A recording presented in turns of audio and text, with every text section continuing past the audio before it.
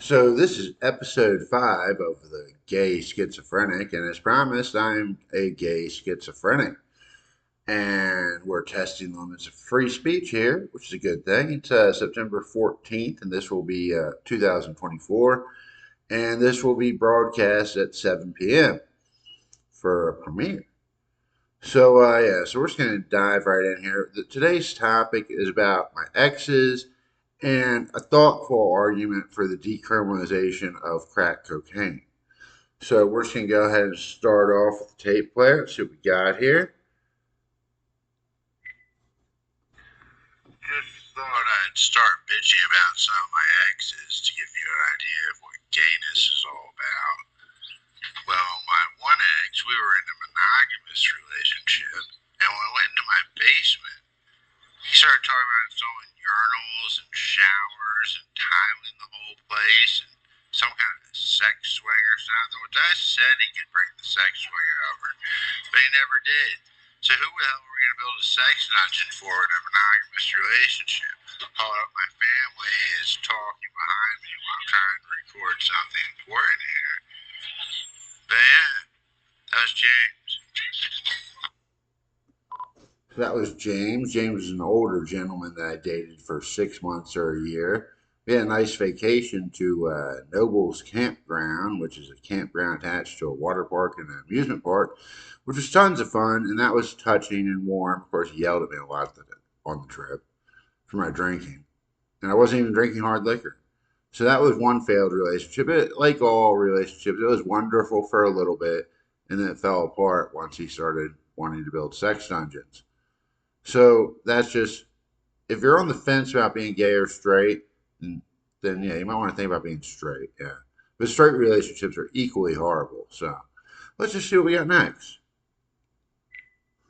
Then there was Randy, who, he got mad, threw a glass against the wall full force, and cut my friend Ben's hand, my best bud, so I had to get rid of him.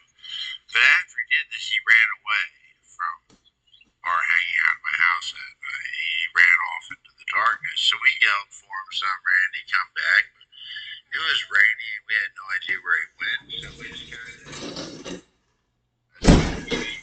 or what could we do? I had no idea where he was. And then in the middle of getting drunk, or maybe it was the next morning, he showed up saying, "Why didn't you look for me? I was on the back porch." So he was on the back porch in the cold and rain for hours because he got mad about something. I forget what. And that's just another example of what it's like to be in a gay relationship. So if you're straight and thinking of switching sides, no, you're on the winning side. Stay with it. Gay relationships are horrible. And I have more of this crap to come. So that was Randy. That was wonderful for a little bit. The first time I really fell in love a little bit. And yeah, it was a good relationship, but then you get into throwing glasses at people, and that's when a relationship has to end. If your relationship is getting abusive, you just have to end it. You can't deal with crazy. But he was wonderful for a little bit. We're still friends. And yeah, let's just go on to the next one. Trevor, love of my life, he would wake me up at 3 a.m. on top of me, either wanting to be playful, which getting up at 6:30 for work in the morning, I generally didn't want to be playful. Maybe I should have been. Maybe I should have gone the extra mile. Maybe then he wouldn't have left me. Maybe then he'd still love me. Then it turned into him waking me up at 3:30 in the morning screaming about laundry and bathrooms, which he wasn't doing, my mom was doing. So I don't know what his problem was. Some kind of test of my manhood to be able to do laundry and bathrooms. And I ignored him, so he left. We were engaged after 2 years, 9 months, and that's why I'm not married and I'll never be married, because I don't have that little voice in me that says, do what they say. I do what I say. I'm not the marrying type. Maybe even I want to be. That'd be foolish. It'd be foolish to pretend.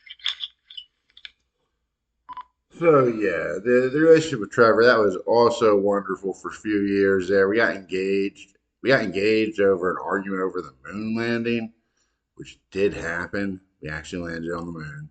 There's aliens out there too, but yeah, we landed on the moon. So we got engaged because we couldn't resolve the argument, and it was wonderful. We had an engagement party. Everybody knew about it. Everybody was supportive. It was really wonderful, but I can't get married because I don't have that do what they say voice in my head. Which, if you're going to get married, make sure you're willing to be a little bitch. You got to do what they say. The chick allows the man to wear the pants. The man wears the pants, but the chick in a relationship, every relationship has a chick.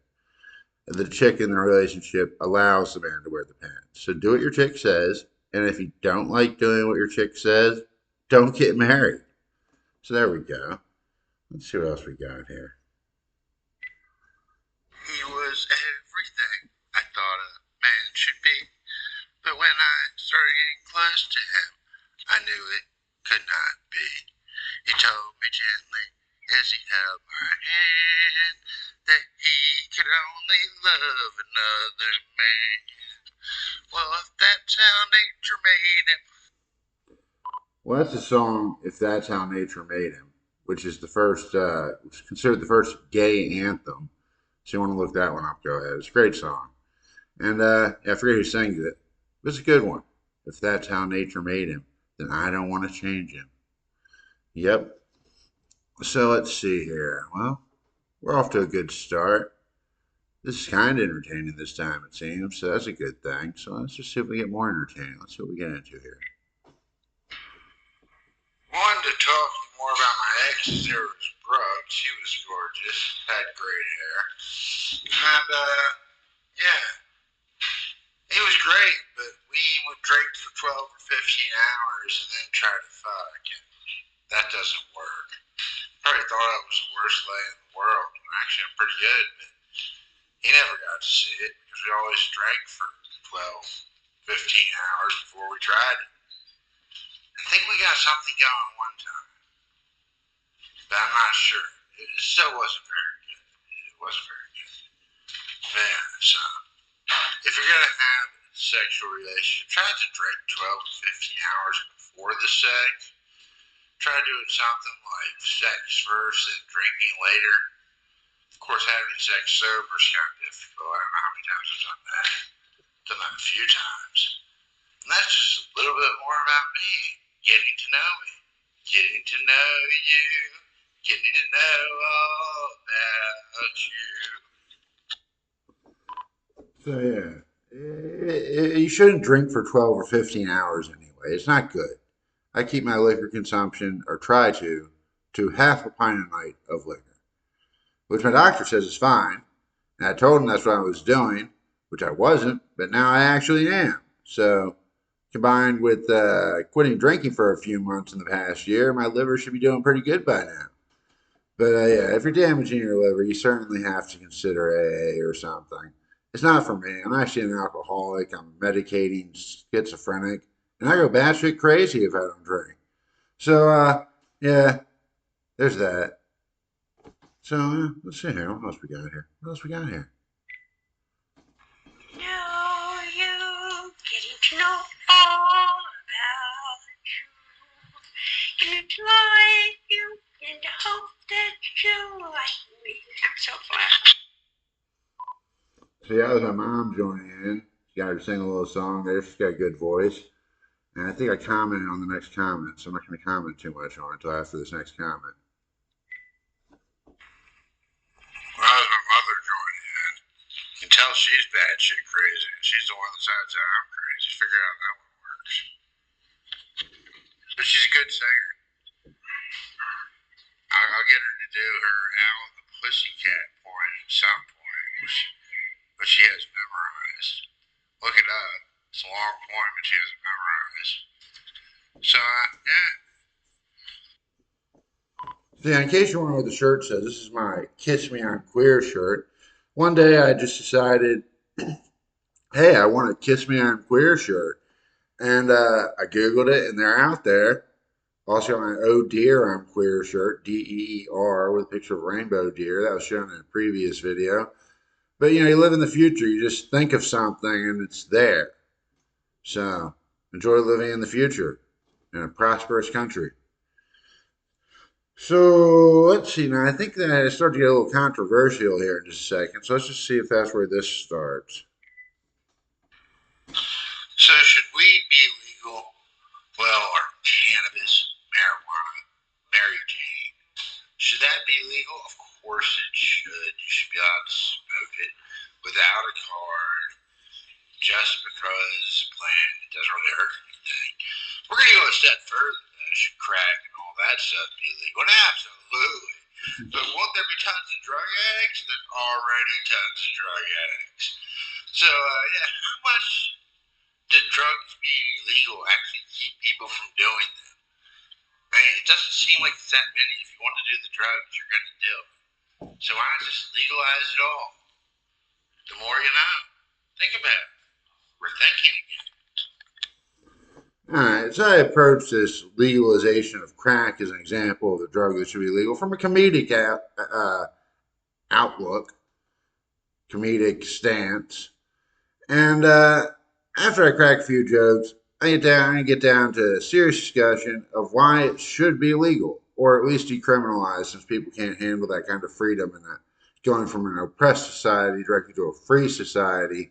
Clearly, you got to start with decriminalization, just because people can't handle all the freedom right away.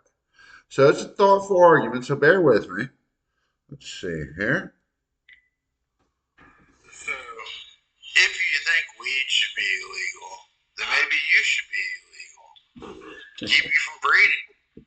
Yeah, that'd be a good step in the right direction as far as law is doing something useful. Think about it. So yeah, if you think weed should be illegal, don't have kids. Stop breeding. No, don't breed. You probably shouldn't even adopt, but everyone should adopt. There's tons of homeless kids out there, so I guess even people who think weed should be illegal should adopt, but don't have your own kids. There's no reason to add your gene seed to the population. None. None at all. Especially if you smoke weed and you think weed should be illegal, then that's a special kind of strange. Special kind of strange and stupid. Yeah. So let's just see here. What's next? I'm not saying sell crack at the Quickie Mart or the Wawa or whatever your local convenience store is called, 7-Eleven, etc. I'm saying that, you buy liquor at the liquor store, you buy beer at the beer distributor. At least we do here in Pennsylvania, where we have strange liquor laws. But, it makes sense. Just the crack store, the heroin store. Only junkies would go to them. Not that many more people that don't already want to smoke crack are going to be like, hey, maybe I should smoke some crack. So, yeah, sell crack at the crack store. A bunch of crackheads there. I wouldn't want to work there, but, yeah, sell crack at the crack store. Get them off the street. And if you disagree with me, I could be wrong. I could be right. All right. So this is getting the idea of a crack store, which we're going to elaborate on right after some of these comments here. So let's continue with the comedic comments, and then we'll get down to the serious discussion of the decriminalization of drugs and why it's not such a wackadoodle idea. No, I don't smoke crack. But I would if it was legal. I got you. Yeah, think about it. Alrighty, so we're gonna put down the tape recorder for a minute. For the next 6 minutes, we're going to have a discussion about the decriminalization of drugs. So let me just light up a little smoke here. Our Marlboros. Yes, I wear camouflage pants because I'm some kind of militant queer. Actually, I started wearing camouflage pants when I was working in a factory, and this one black guy wore them in, and I thought it was super cool. I was like, "Wow, that is so cool!" And I've been wearing camouflage pants ever since. He thought it was cool that I copied him, so it wasn't like I bit off a style or anything. Besides, I wonder if he still wears camouflage pants. I know I do, but let's see here. Yeah, so the decriminalization of crack, the idea that there's a crack store.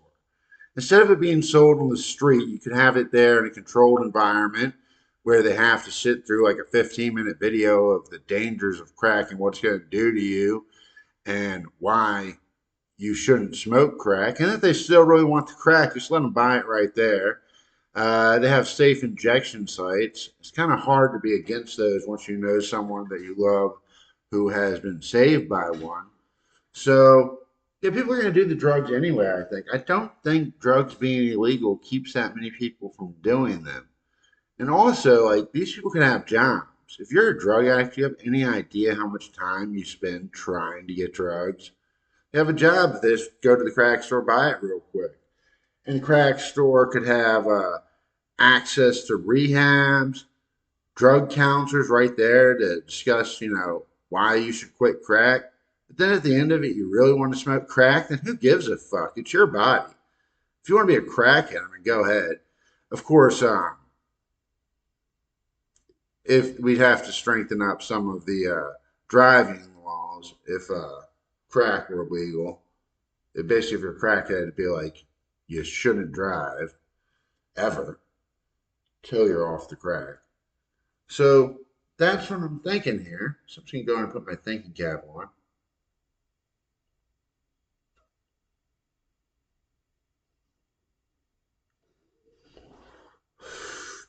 So what I'm talking about is drugs in a controlled environment rather than a punitive one.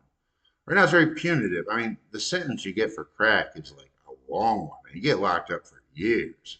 And it's like for doing harm to yourself, they're going to give you a sentence like that. And yeah, I mean, and if you think there'd be oh so many drug addicts, there's already oh so many drug addicts. The war on drugs has failed. It's not working. Other countries have decriminalized drugs and they have pretty much the same drug problem they did before. But of course, the war on drugs isn't about stopping people from doing drugs. It's about supporting the prison industrial complex, which billionaires make millions and millions of dollars off of. I think you might even pay to be in jail. I'm not sure.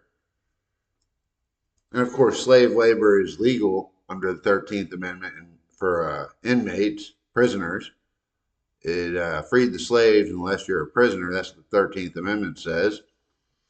So I guess you're coming to the realization that decriminalization of drugs isn't that wacky of an idea. It's not as crazy as it sounds. And of course, but there'd be drugs everywhere and tons of drug addicts. There already are. So the war on drugs has failed. I think controlling it in a helpful manner, in a safer manner, is better than just going with punitive because some people want to punish crackheads. So there you go. But wouldn't the crackheads commit all kinds of crimes? The crackheads already commit all kinds of crime. This time, at least, they'd get the product they were asking for. Maybe Jones a little less. I mean, crave drugs a little less. There wouldn't be all these shady drug dealers, drug deals where people get shot sometimes. It'd be sold by the state at the crack store, so there wouldn't be as many gang wars, less crime, less people in prison, more people getting off crack through counseling readily available at the crack store. I mean, it's not a crazy idea. This is why I'm an anarchist, because it's not all that crazy. So there you go. So I said I was going to devote another minute to this.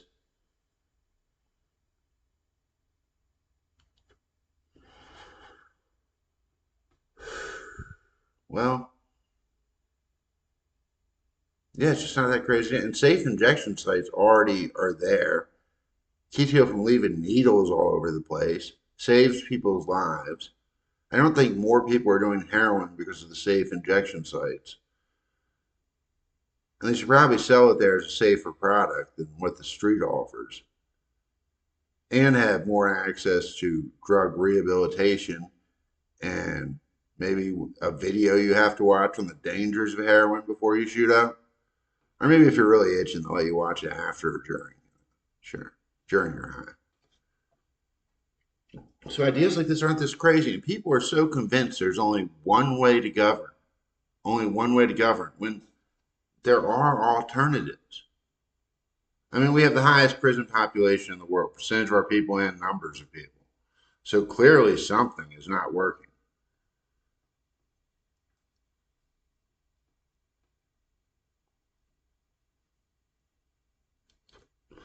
And 2, 1, 0. Well, that's all the time we're going to devote to the decriminalization of drugs. Let's get on with the funny stuff. Let's see what else I said. Did I kill this thing? Oh, there it goes. Newports are actually cracked, and that's why they flooded the inner city with them to blight the African American community and real crack as well. But you ever come down off crack, then Newport stays just like crack.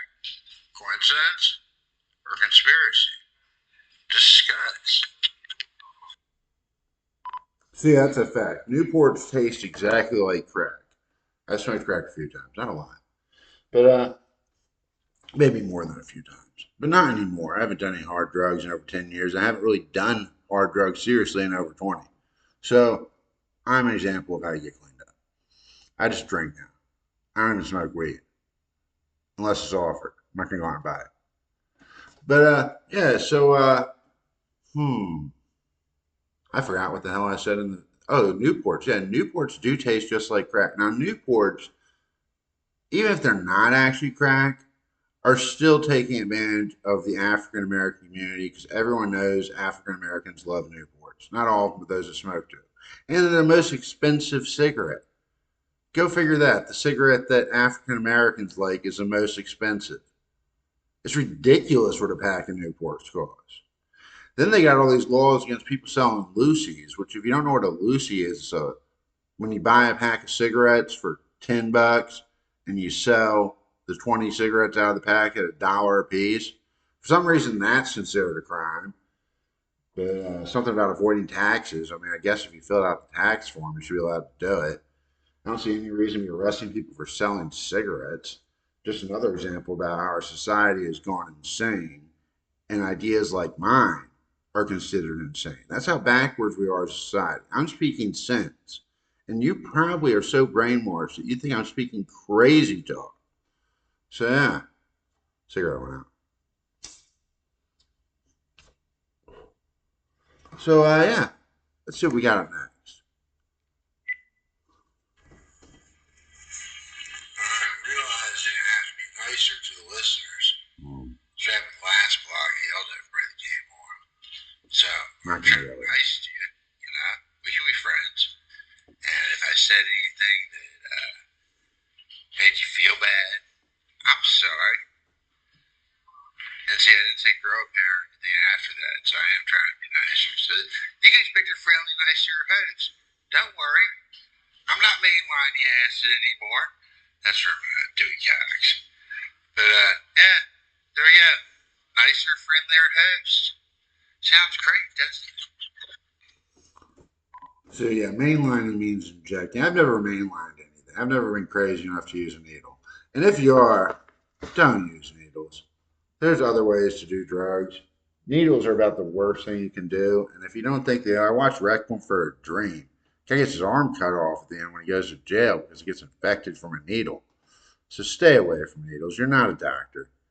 Don't use the needle. Just smoke or snort it or whatever. I suppose for some reason, think crack is safer than heroin. I'm kind of biased against needles. I just think they're the epitome of insanity. Maybe I'm wrong. I could be wrong. I could be right. But at least I have an opinion. So let's just see what's next here. We're about to wrap this show up. I think I got a good one here.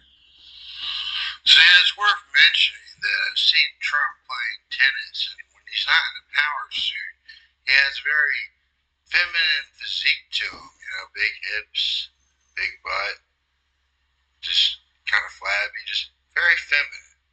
He's definitely very feminine when not in a power suit. Now, I don't mean it's okay if a guy looks feminine, but Trump is supposedly the epitome of manliness. So he, I guess flabby wasn't the word I was looking for. It's more curvaceous. He's got a curvy body. I wasn't turned on by it, but if you were straight, maybe you have some confusing feelings about Trump when you see him playing tennis because it's very feminine body. I mean, the power suit probably has a built-in bra. I wouldn't be at all surprised if he wore a girdle. So, yeah, epitome of manliness? I think not. The guy hasn't done a push up in 80 years. Some spoiled rich kid. So, yeah, so I bet you Kamala Harris could do way more push ups than Trump or any physical competition at all, which I'd love to see him fight it out. They do that in other countries. Their parliaments go crazy and attack each other. Maybe we need a little of that, a little passion in government, a little passion in government. But we're reaching the 30-minute mark now. So it's time I wrap it up. I've wasted enough of your time, or maybe this is the best time you've ever spent. Opened your mind. But so be sure to subscribe to the channel. Look up my book on Kindle, The Solar Kid, A Fable. Kind of got to search it exact. And yeah, so I think it was a good show today. I really do. I think that my point, my anarchist point, is becoming more and more clear that it's not just some wackadoodle idea like freedom is crazy. I mean, freedom is not that crazy idea, and it could be done. Obviously, not for the legalization of all drugs and selling them at the 7-Eleven, Quickie Mart, Wawa, whatever you call your local convenience store. But yeah, decriminalization makes a lot of sense. We're spending a lot of money keeping people in jail, and the only people getting rich off it are some billionaires that build crappy prisons. So, yeah. And as always, much support to the Mexicans. I don't know anybody have anything against a Mexican. They mainly just pick our produce, mow our lawns. The new slave caste to replace blacks as the slave caste or African Americans. And our society is kind of built on needing a slave caste. So we have jobs that nobody wants to do. And trust me, a Mexican's never cost me a job. I've had to show proof of citizenship for every job I've ever had, even when I worked on a farm. And I think those were legal immigrants I was working with. Yeah. So there is a path to that. Of course, they were white, so they had more of an option to be legal immigrants, where people of color don't so much have the access to legal citizenship that others do. And yeah, no, with Trevor, it was one neighbor. He'd been working in here for like 10 years, had two American born kids, and he was still having to worry about his renewing his work visa. And so the guy should be a citizen by now. He's been working here for 10 years. He's raising a family of American born kids. And it just seemed crazy that the guy should have to worry about deportation. And that's the reality of it. I like what Kamala Harris said when she said that we're not going to treat illegal immigrants like criminals. Because criminals get doors kicked in on them, they get chased by police, run down, shot at, all that stuff. And I don't think that's how we should treat our slave caste. I'm not even in favor of having a slave caste. Of course, I'm not an economist. And I don't know what happens if we don't have a slave caste, but somehow morality should take precedence over profit. So we're just going to leave you on that night. Be nice to the Mexicans. Be nice to the African Americans. Be nice to all the races. So check you later. Be well. Check you later. What the hell?